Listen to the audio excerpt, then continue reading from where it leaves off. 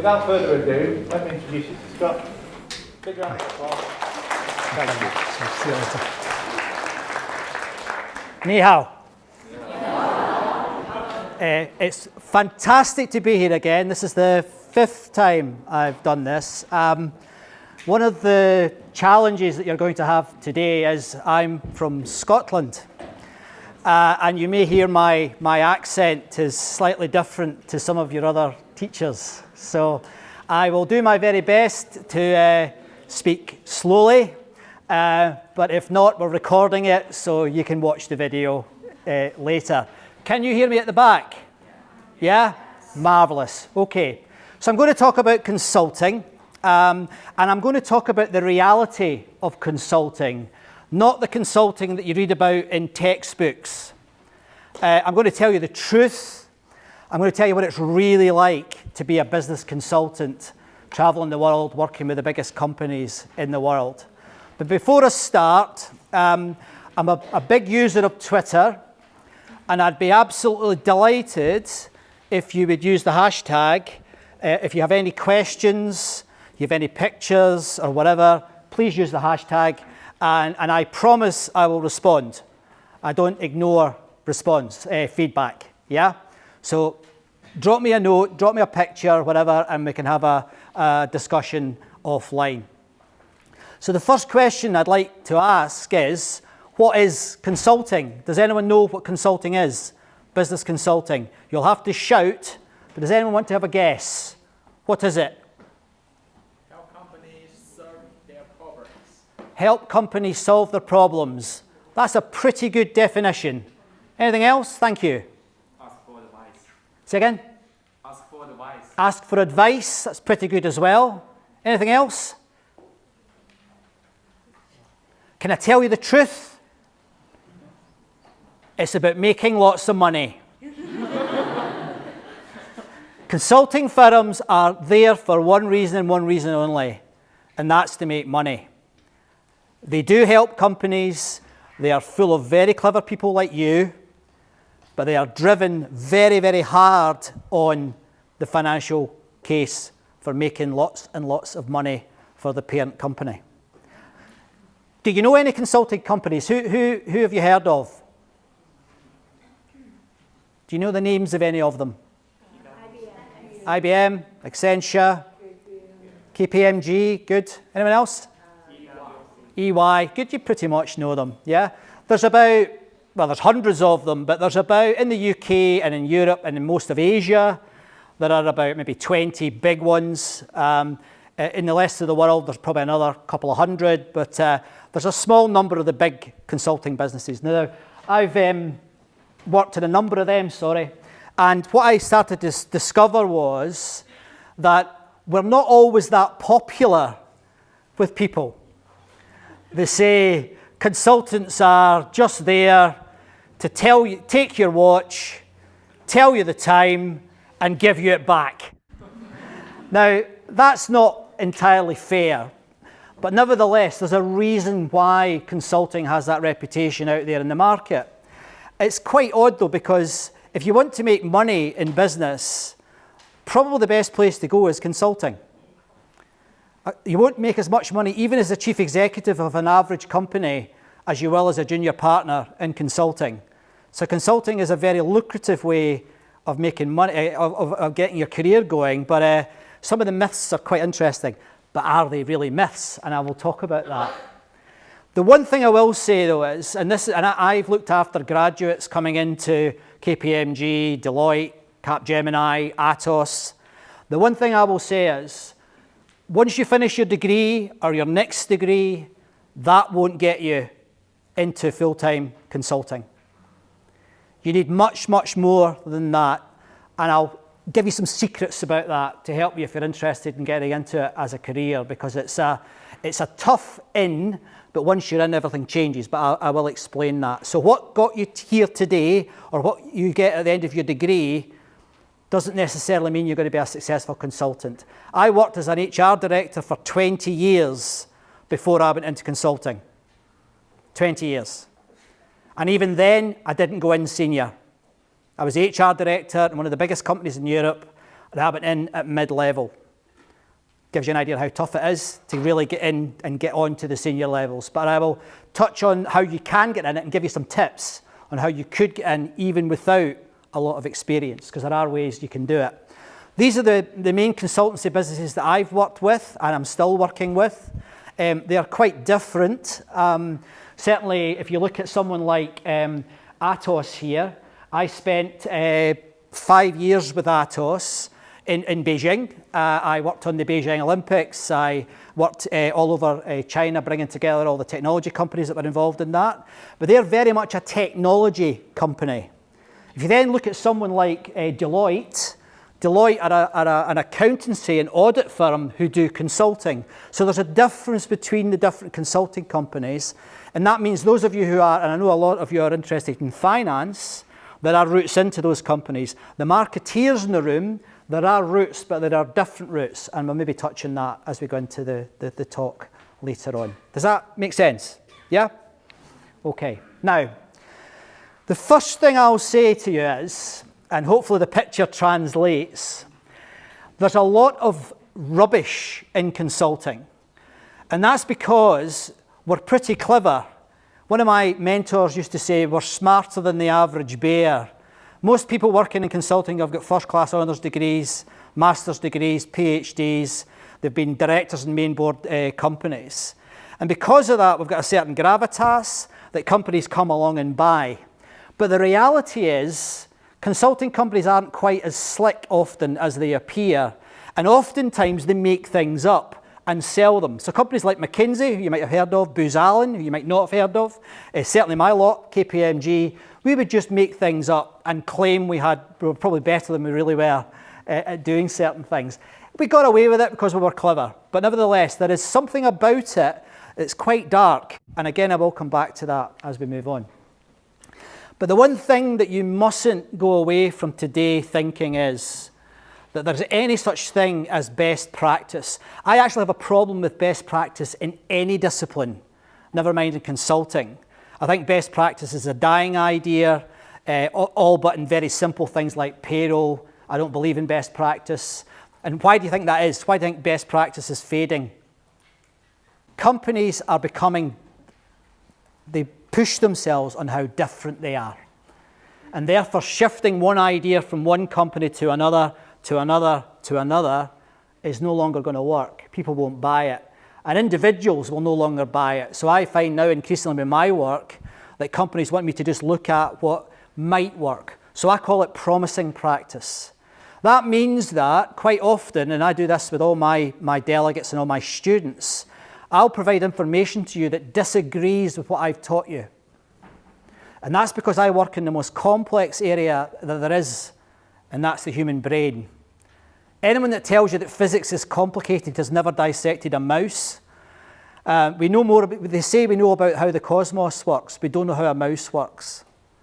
Biology is much more complex, and the stuff I'm going to talk to you about is rooted in biology, is rooted in behaviours, and that stuff is difficult. So all I can offer you is promising practice. I will not offer best practice. I'll never offer best practice. Maybe in presentation technique, nothing else. Now again, in consulting, I said earlier, it was about making money. And every consultancy company has a process where they look at how do we create opportunities? How do we sell our solutions to those opportunities? So that was someone said solutions. How do we then get into the company who's wanting to buy that solution?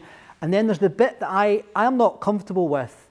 The final bit is how do we keep making money from that client? And that is part of all certainly the big four in the United Kingdom, part of their strategy is to, once they get into a client, is to stay in a client. They call this a buying and selling cycle. And everything that we do in consulting is built around that. As I say, I got uncomfortable with it because I feel that it should have been at service. It should have been about providing solutions. It should have been inspiring people. But the consulting model, remember this is about the truth rather than the books.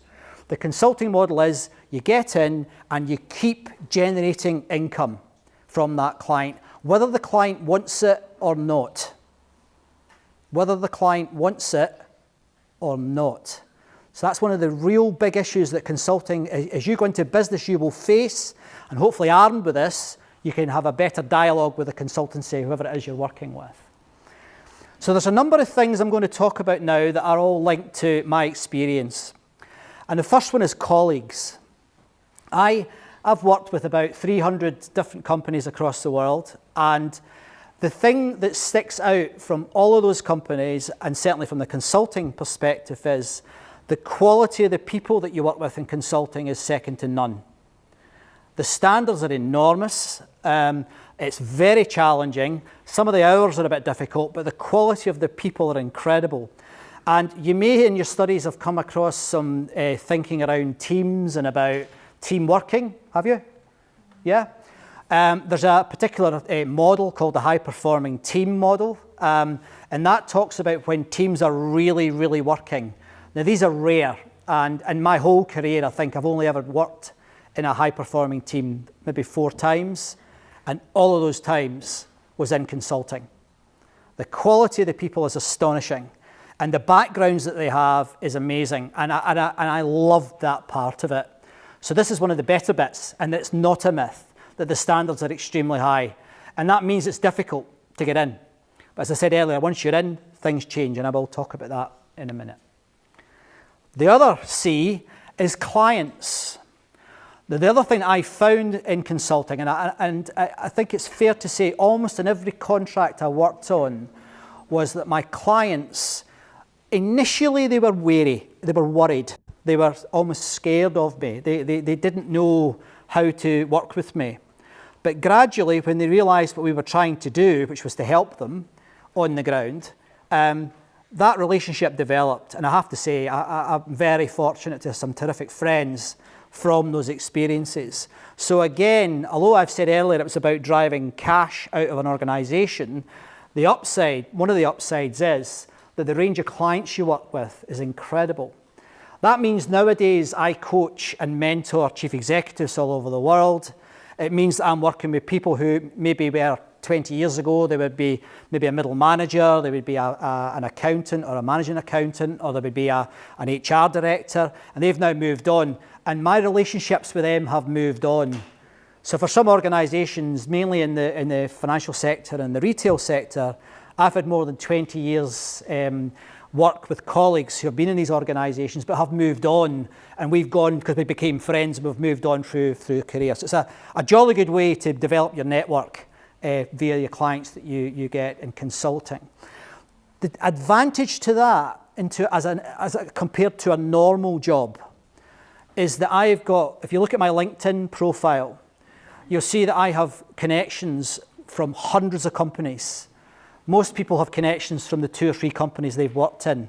So in consulting, you get a huge array of contacts and experiences, and I'll explain why that's really important career-wise later.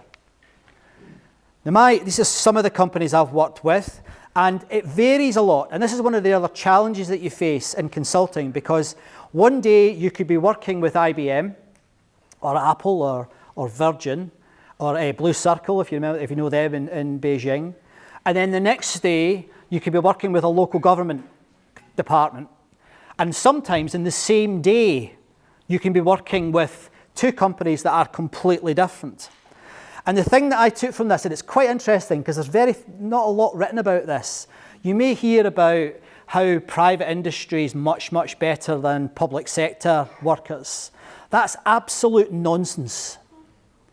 I know because I've been there hundreds of times. Some of them might get paid a bit more than them, but actually they're all human beings. And when you get to work in them all, you realise that actually these people in the public sector have got even more pressure on them sometimes than these people in the private sector. So again, don't be fooled by the shiny things you see on YouTube or Vimeo.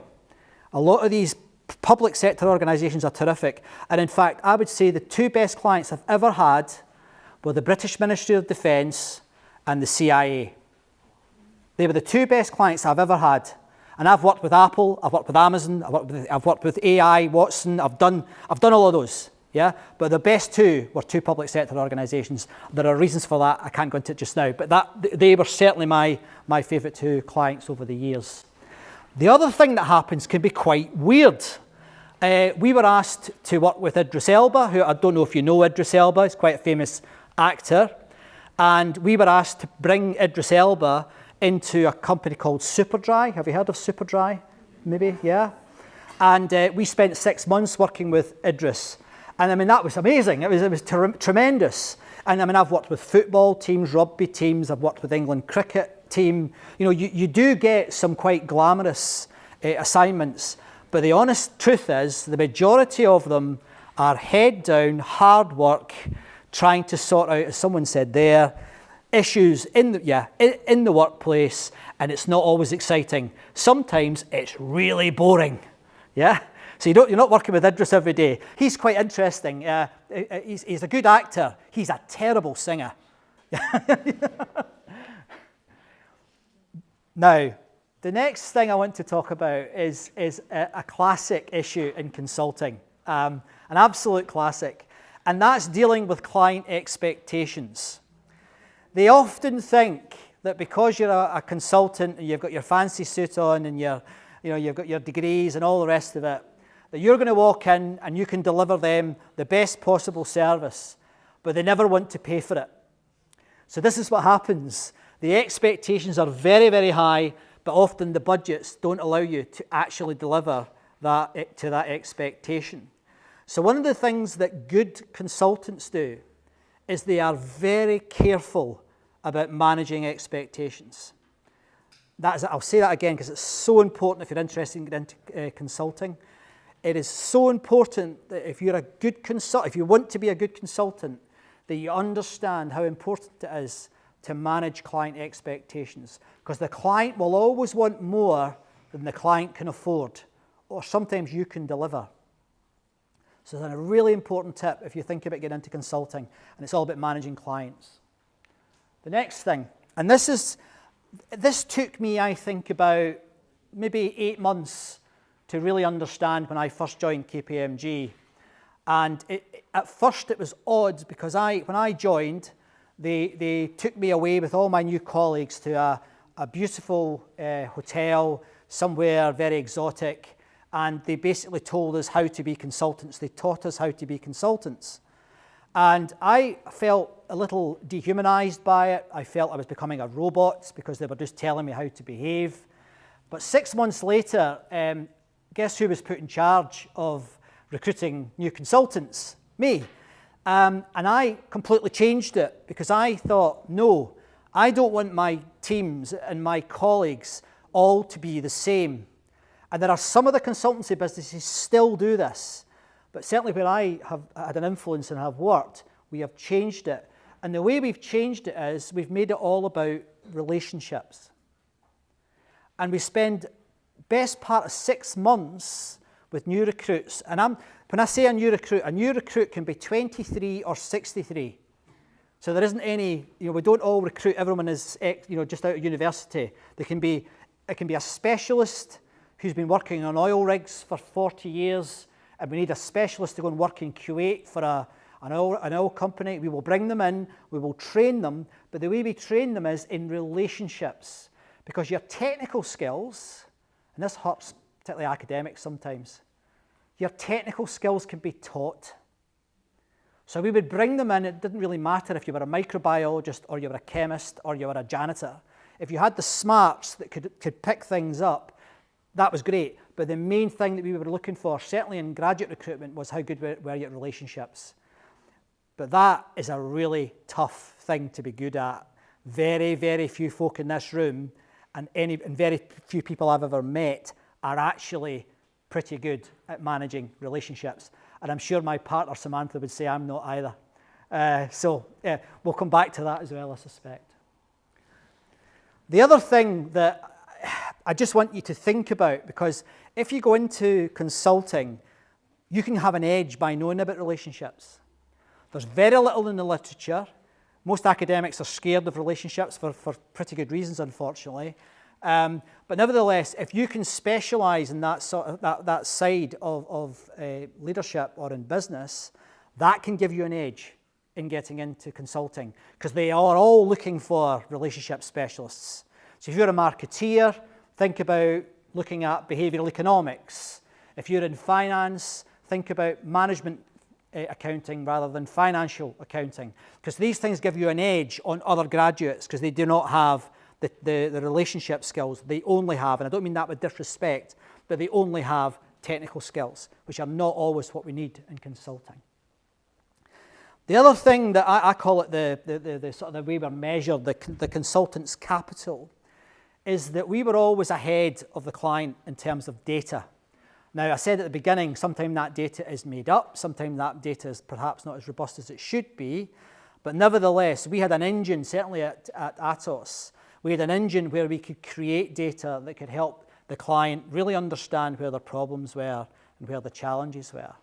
So again, if you have some training in critical thinking, or you have some training in evidence-based leadership, or in evidence-based HR, or evidence-based marketing, there's an edge in it if you want to get into consulting. So evidence-based thinking is something I would recommend to you if you're interested in getting into consulting. There's an academic in Bath called Rob Binder who's doing some terrific work. I'll send out his details if you want. He's trying really hard to improve the standards in MBA programs and bring more evidence-based thinking into these programs. At the moment, there isn't enough for our industry. So it's something, and again, that can give you an edge. Now, I actually spoke about evidence at a TED Talk about 3 years ago. It was in Warwick. And it was an interesting experience because there was 4,000 people there. It was a pretty big talk. But I made some mistakes because I at that time, and my background is I'm a scientist, and my background was that you need evidence for everything. But what I suddenly began to realize just after I did the TED Talk was maybe I also needed to think about the relationships in a different way because you can't measure a lot of that stuff. And again, I talk to companies a lot now about what's called intangibles, rather than just lots and lots of what you must have heard of key performance indicators. Well, I think KPIs, as they're called, are a toxin in contemporary business. There are too many of them that are not serving any purposes. And far too often, people are distracted by constantly looking for return on investment. Now, this is something I'm evangelical about, but companies, when I take them on and I challenge them, nearly always give in because they know they're doing it for other reasons. So again, to give you an edge, think about not only data, think about intangibles like relationships. And I hope you get a chance to watch it. I'm doing another TEDx in Wolverhampton on the 21st of this month. So if you're local and you fancy coming along to see me, I'll be talking about technology that day. Then when I started to train consultants, I tried my best to give them little stories and little ways of remembering what I was trying to teach. And this quote, which is an ancient, it's a 3,000-year-old quote, is one of the most powerful I've ever come across. Now, I don't often use quotes because I find them a bit cheesy, but this one I think is different. Opinions are like nails. The harder you hit them, the deeper inside they go. Any consultant will understand that. Because if you go to a client and you tell that client how poor they are or how inefficient they are, they immediately become defensive. In psychology, we call it the backfire effect, but they become negative. They become difficult to work with. So again, as a consultant, you've got to learn these nuances and how to deal with people who you might not agree with. So for example, you may have heard of Brexit. Yeah? One of the things I would love to see, not only with Brexit, but with politics generally, is that people thought like that in the House of Commons. So rather than clashing with one another, they actually tried to understand one another.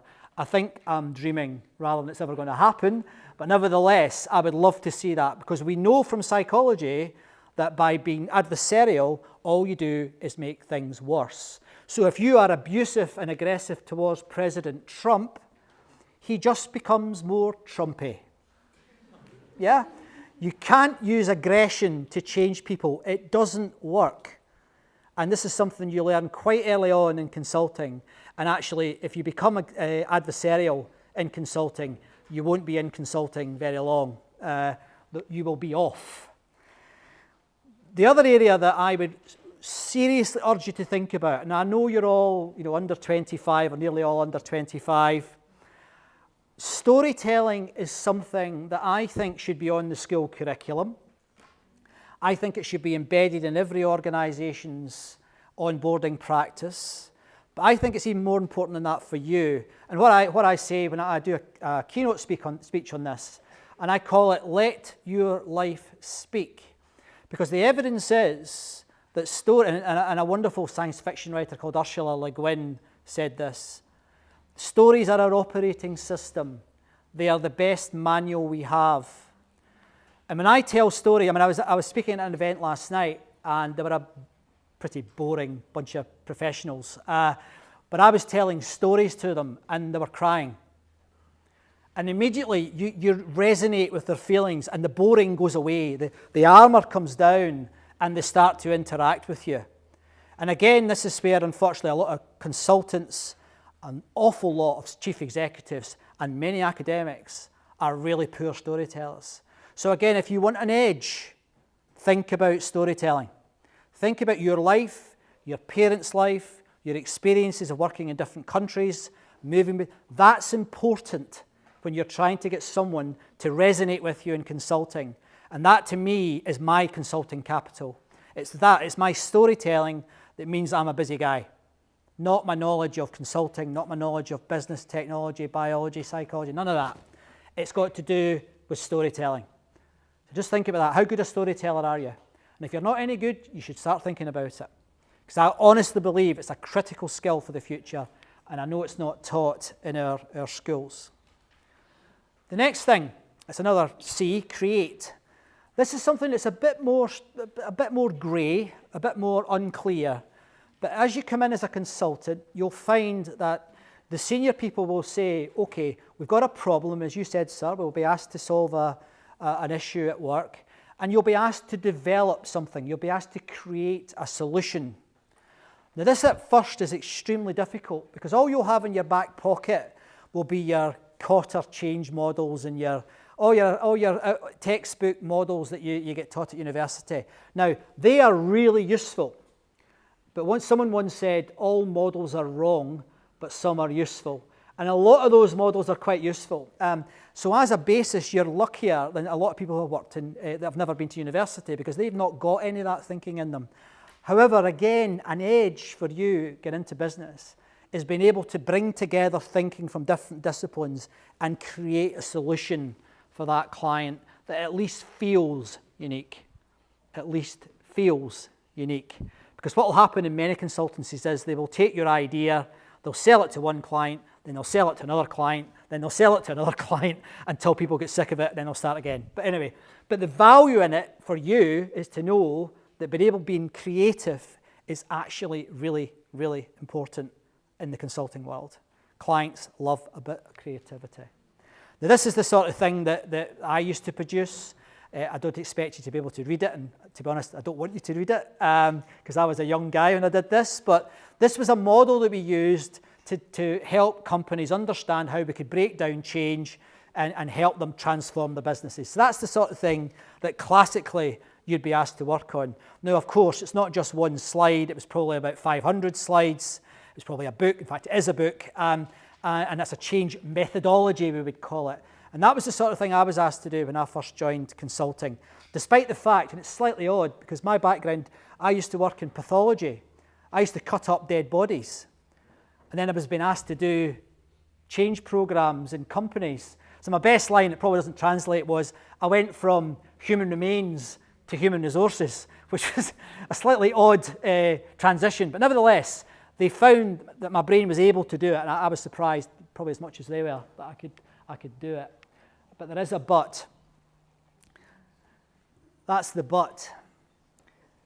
Back to relationships. It doesn't matter how good your model is, how good your approach is, how good your technology is, if people don't listen to you. And this is where, again, it's quite interesting. If you look at the sort of the gold standard consultants like McKinsey and Booz Allen, they are famous for being strategy consultants. They are equally as famous in the consulting world as being terrible delivery consultants. They are awful at it. They can't do anything on the ground. They can't do any real work. They're only good at thinking. Now that's good. They're good at thinking. That's their market. But they often try to deliver things as well, to make change happen. They are really poor at it. That's because they don't understand the importance of relationships. So there's a big distinction there between a KPMG, an Atos, than there is to a Booz Allen or a McKinsey, in that KPMG and Atos can deliver things. They often feed off McKinsey. McKinsey will try and do something, make a mess of it, and then will come KPMG or Atos and fix it. That's a common consulting model across the world. It's not just in the United Kingdom or China. I'm going to give you, this is fun, but this is probably the most important part of my speech. In fact, I would go as far to say that this is more important than anything you've done at university so far. This is why companies go down all over the world. This simple exercise sums it up. Do you trust me? Not sure, yeah? A little bit. Can you trust me for 5 seconds? I'm going to stay on the stage, all right? 5 seconds. What I would like you to do, and I'm really excited about doing this with you because you're all from different backgrounds, so this is good for me as well. Close your eyes. Please close your eyes. Thank you. Marvellous. Well done. Close your eyes. Come on, close your eyes. Close your eyes. Close your eyes. Come on, trust me for a minute. Close your eyes. I want you to imagine something in your head. I want you to imagine something and try and see it in your mind. I want you to imagine a dog. So you can see a dog in your mind. And dog, D-O-G. I'm trying. And I would like you to put that dog into a yard, Y-A-R-D. So in your mind, you've got a dog in a yard. Open your eyes. Thank you. That is the most important exercise you will ever do in a lecture theatre once you get into business, because that is the reason why most companies go down. And I'll explain why. Most of you, if you understood my accent, would have gone to something in your mind that you knew already. So it would be your dog, your mum and dad's dog, perhaps a television or cartoon dog, but most of you would have done that. There's maybe in the room, there's 400 of you, so maybe 10 of you couldn't do the exercise at all because you can't visualize. Then the word yard. Now the word yard means different things in different countries. So for example, in the United Kingdom, a yard is an industrial thing. It's like got diggers and trucks and digging holes and, messy. In the United States, a yard is a garden. So that immediately creates, in most groups, confusion. Even that simple exercise creates confusion. With those simple words, everyone in the room has seen something different, but something from their own experience. Some people don't. There's always a few don't, but most people do. When you go into industry, dog in the yard is everything. Because what you're trying to do is make sure everyone sees things like you do. Or the chief executive, she sees everything, or she pushes down into the company a message that everyone understands. And I can tell you from my experience across the world, I can't name one company that's really good at that. They put a word out and they'll say something like, one of my favourites is strategy. No one knows what strategy means. I mean, you talk to like an HR professional and you say, what's your ambition? And they say, I want to be a strategic HR business partner. And you get 100 of them in the room, and I've done it, get 100 of them in the room and get them to write down what they mean by strategy. Every single one of them writes something different down. It is not clear. Now, as you become an executive and as you become someone, in the business world, it's so good if you can spend time thinking about, am I sure I understand what she means by strategy is the same as what I understand? And if you do that, not only will you help you will help your boss. Because often, have you heard of SAP, the German technology company? SAP, doesn't matter if you haven't. I was running a leadership program for SAP in Cologne, in Germany, and I was sitting with the board, so the chief executive, HR director, finance director, the classic board, and I asked them what SAP stood for. Half of them didn't know. Half of them didn't know what their own company name meant because they're too shy to ask. Don't be shy to ask, because you know what happens if you ask what something means? Everyone else in the room are going, oh, thank goodness for that. So you're helping everybody else. So again, a key tip, and this is strategic. I've spent 12 months with a particular retailer trying to get them clear on what their dog in the yard is or was, and they still can't get it right. It's that difficult. That's where I laugh at company values and company strategy, because oftentimes the reality is, if I drew a line a mile round this university and I went into any business, they would all have pretty much the same values. You know, honesty, integrity, communication, continuous learning. But the minute you start to ask them what it means, they haven't got a clue. And even when they've had a good team working on it, they haven't disseminated it in a dog-in-the-yard way. So please, if you don't remember anything else from my speech, apart from my cool shirt, is try and remember that dog-in-the-yard exercise. It is so powerful in reality. And I think it removes, as Pico Iyer, one of the best travel writers I think in the world, said, it removes the cap from other people's perception of their organisation and sometimes of you. Very, very powerful. So back into practical stuff. The other stuff that you'll get involved in consulting can be quite interesting. Some of it can be quite, as I said earlier, quite boring. And there is a bit of a balance in consulting between what I've called doing and delivery, because oftentimes you'll find yourself in a company where you might be the only consultant working there. But the great thing about consulting, and it is different to any other industry, is that you are never alone. So when I had a team, when I worked in the consulting world, I had a team of over 100 people. And if any one of them was working in a business and they had a problem, they had 99 people behind them. And it didn't matter who was senior, because your job as a consultant was to drive value out for that company and make more money for our consultancy business. So that's, again, a difference. You've got to learn how to ask for help. Because if you don't ask for help in consulting and you make a mistake, you lose your job. You've got to put your hand up and say, I don't know how to do it. Now, human beings are not very good at that. We're not good at asking for help. And you as a junior person going in, it's quite scary asking for help. But nevertheless, I promise you, if you go into consulting and you want an edge, take off your armour. Say, I don't know what I'm doing. That is a positive behaviour in consulting. Sometimes for the wrong reasons, but most of the time they want you to succeed, and that's good for your career. So try not to forget that. For goodness sake, don't fall into the bad presentation technique. The world of presentation is changing. We do not do this anymore. Big, heavy packs full of words are not acceptable anymore. If you can understand my pack without me speaking, I'm not delivering a presentation, I'm delivering a book. Most of the presentation skills courses around are terrible.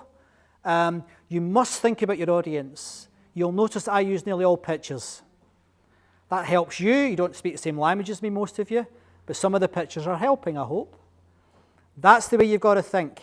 Don't use words, use pictures. And even better than that, don't use it at all, just use stories. But that's not appropriate for today. Now, I've mentioned about selling before and how important it is. I have a hope here, and this is more a hope than an experience. I have a hope that that's going to change. And I'm seeing it again, second time round, where the big consultancy companies are in trouble because they're overselling.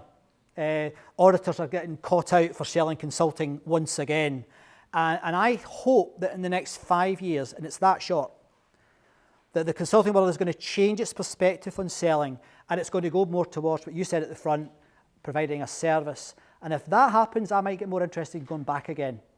But nevertheless, for me, it's still about selling. However, I think it could change. Dan Pink, who is a journalist and a speechwriter, so he comes at it from an unusual angle. He wrote that book a few years ago now, and I think it's pretty good as a pop book. It's a good introduction to how selling can be reframed, so I recommend that book to you if you're interested in looking at where it's going. Now this, for me, was the bit that changed my life. I joined KPMG as an HR professional. I knew about HR, human resources. I knew about change, but that was basically it. And on my first day, I told you I went off to some fancy hotel somewhere in Europe. They said to me, "What else can you do?"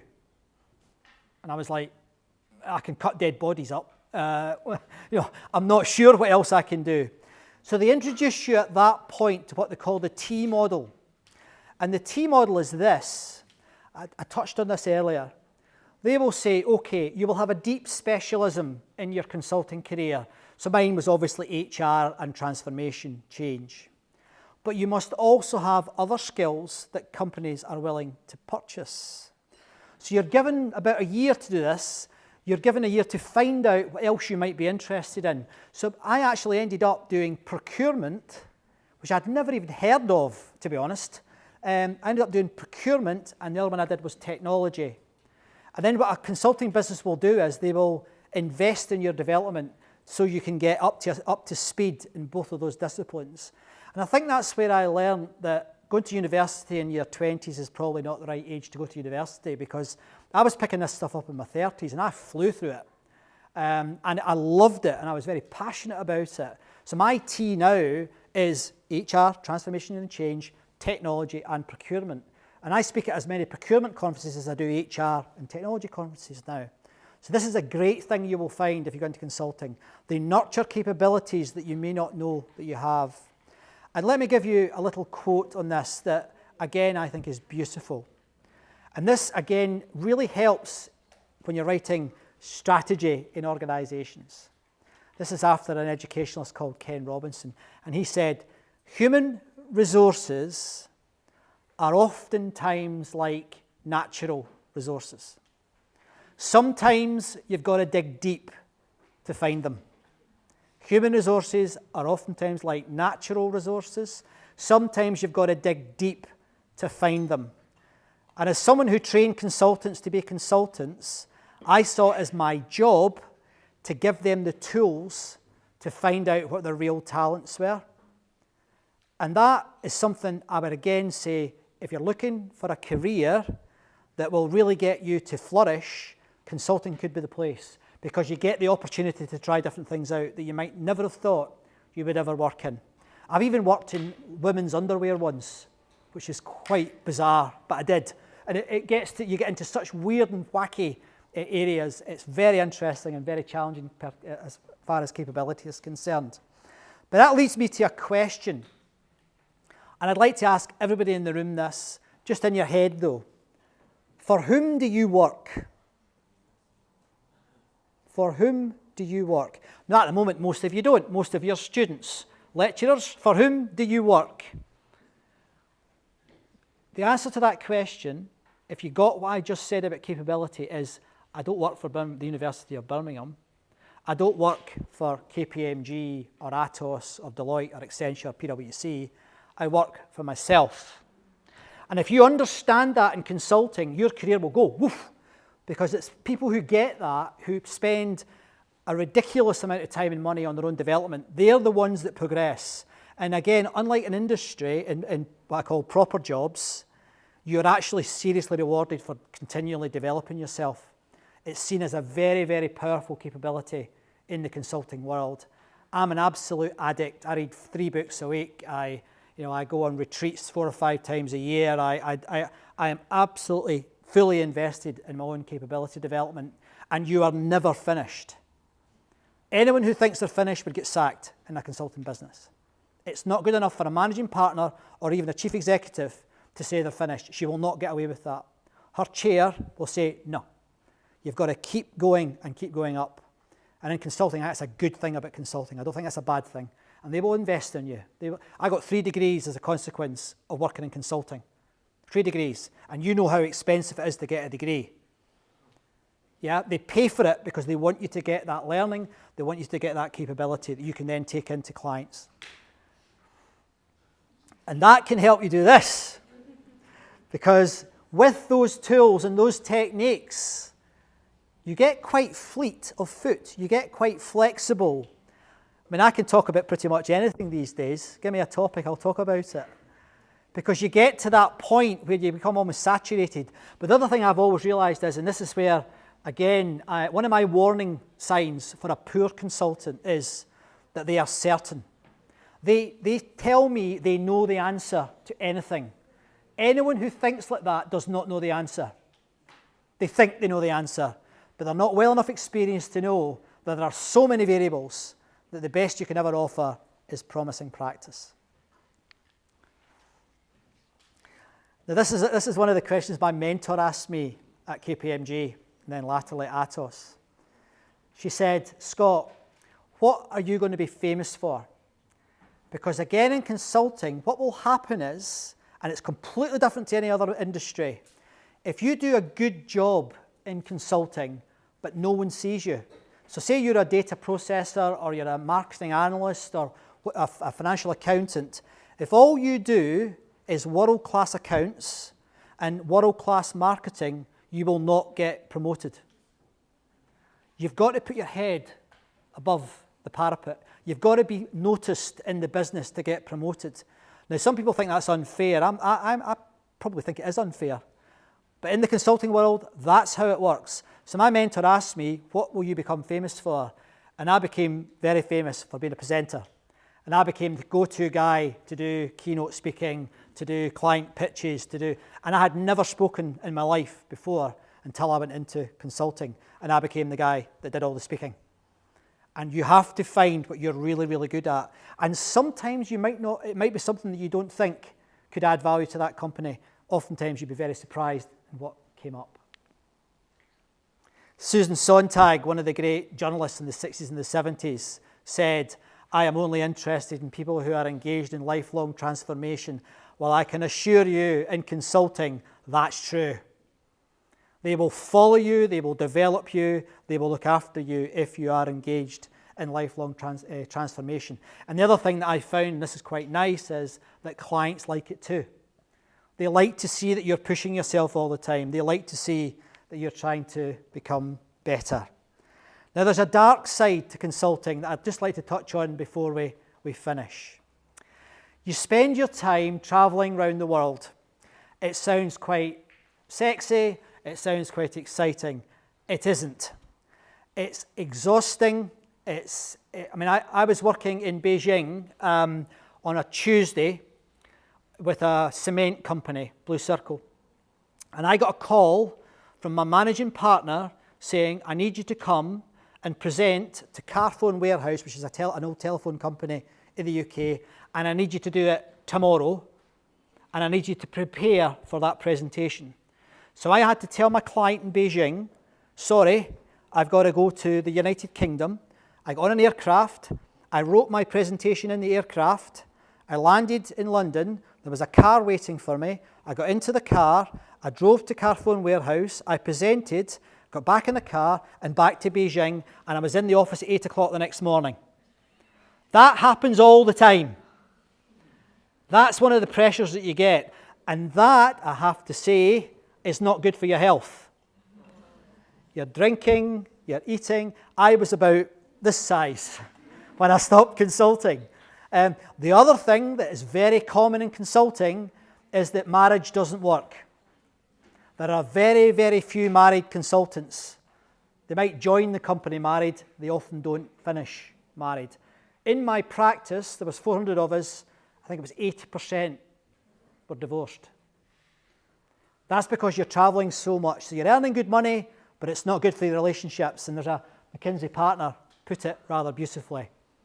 So again, if you go into consulting, be aware of this.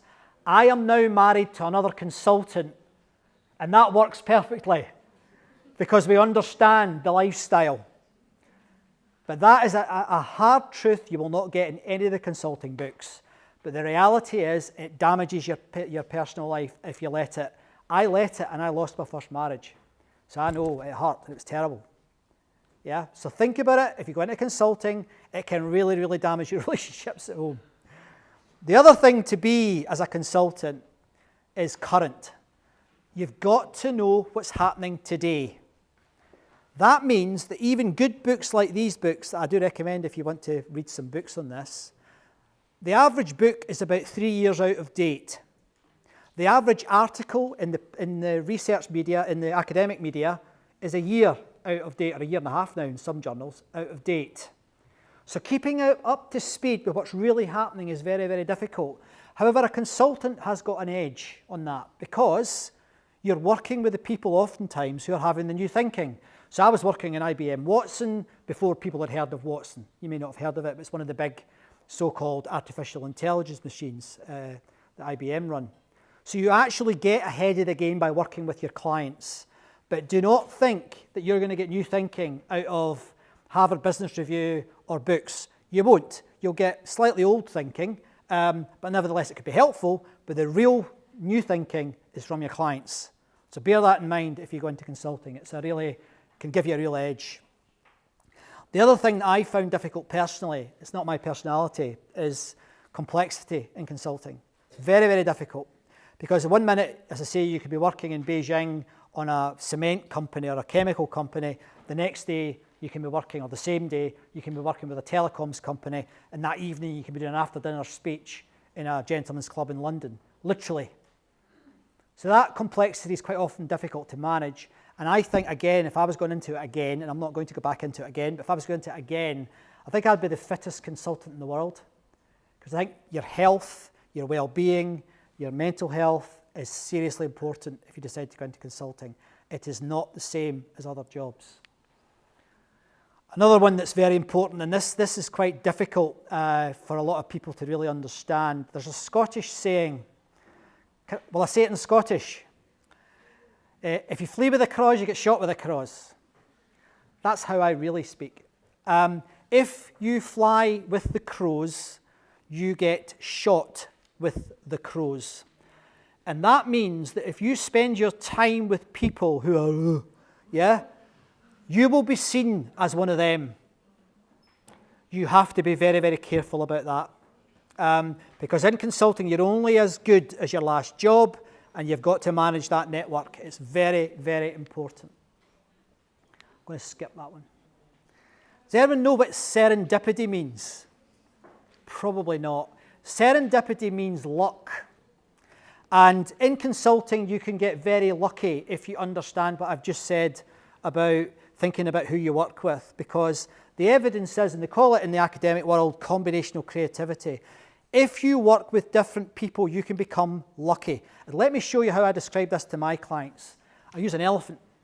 This is a story that some of you may well be familiar with. It's a myth about a town in Persia where everyone was blind. And one day, this animal came into the town and they said, "What is it? Describe it to us."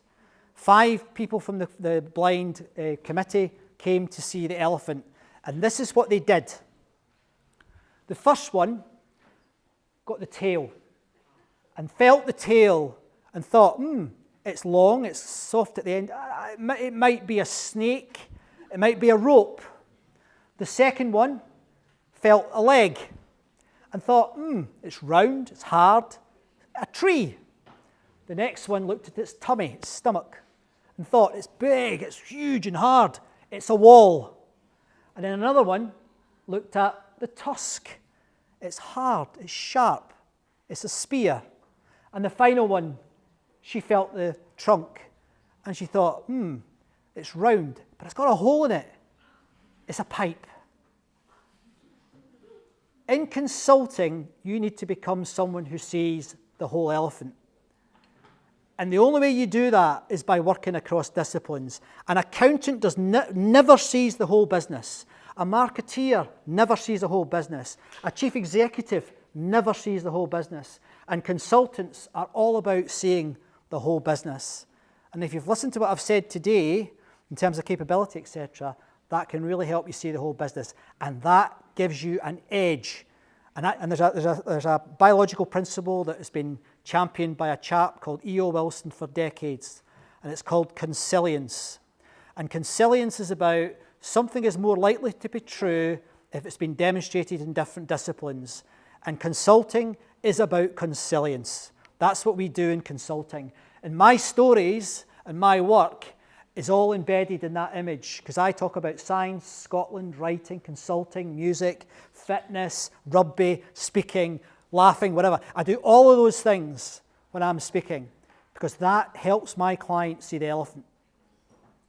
So again, don't be pigeonholed, particularly if you go into consulting. Don't be pigeonholed as just an accountant, just a marketeer, just a lecturer. There is more to you than that, than one role. I'm going to end with a little secret. And this again, thanks to Harry Potter. One of the other things that will set you apart in consulting is, don't be one of these. Do you know what that is? A Dementor. What did Dementors do in Harry Potter? They suck the life out of you. What's the cure for a Dementor's kiss? No! It's not the Patronus. No, that scares them away. The cure for the Dementor's kiss is chocolate. So keep chocolate in your business. And if someone comes in like that, give them a piece of chocolate and tell them to cheer up. Don't go America smile, smile. Don't do that. But always keep your spirits up. Now, I hope you've enjoyed that. You'll get a pack from me with some suggested reading. These books are all good. They're all short, easy to read. So I hope you have a look at these. I've got some details here which you will get in the pack. I've got a video series that I've just launched. Now, if you get your phones out, there you go. Get your phone out. That'll take you right to my YouTube channel. And it'll give you some of the thinking that I've been working on in the last 5 years. Been working with Charlie here, making videos for the last year. I hope you find it interesting. I'm going to say one more thing. And this is a lesson that I learned in hold on. One more thing. One more thing. One of the other things consultants need to know and appreciate is that every time you work with a client, you should be creating collateral. Collateral at every step. So can I make some collateral with you? Yeah? Right. Look, I've got one of these. A selfie stick. I want a picture. Right? I take this job very seriously. Right. Now I want you to go, ooh, right? Or cheer at least. Right. There you go. Right. 1, 2, 3, 1. Go on. Thank you very much.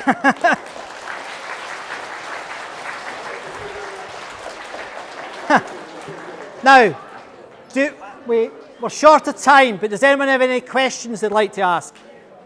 Any questions? Yeah. Sorry, hold on. It is that for those consultants, they are very professional to serve their clients. But most time, the clients who apply those consultants is company themselves. How those consultants can assess their results? Okay. That question was how do consultancies help themselves?